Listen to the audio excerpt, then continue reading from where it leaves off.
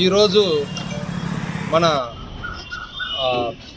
Kurnool SP Shri Bindu Madhav sir గారి ఆదేశాల మేరకు మన additional SP SCB in-charge Shri Nagaraj sir గారు మరియు SCB superintendent Kurnool Ravikumar sir వీళ్ళందరి ఆదేశాల మేరకు మేము మట్కా మీద కూడా తగు చర్యలు తీసుకోవాలని వాళ్ళ ఆదేశాల మేరకు మేము నిఘా ఏర్పాటు చేయడం జరిగింది.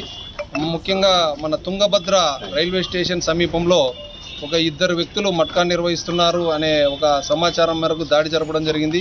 వాళ్ళ దగ్గర రాస్తున్నటువంటి స్లిప్పులను ఇద్దరు వ్యక్తులు వాళ్ళ దగ్గర నుంచి 6,280 రూపాయలని క్యాష్ని సీజ్ చేసి మన మాధవరం పోలీస్ స్టేషన్లో హ్యాండ్ ఓవర్ చేయడం జరిగింది. వాళ్ళ పేర్లు వచ్చేసి బోయ నాగరాజు మరియు బోయ బసవరాజు.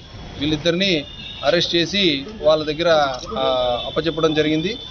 ఉన్నతాధికారుల ఆదేశాల మేరకు వాళ్ళ మీద వాళ్ళు ఎఫ్ఐఆర్ వేయడం జరుగుతుంది మాధవరం విఎస్ వాళ్ళ.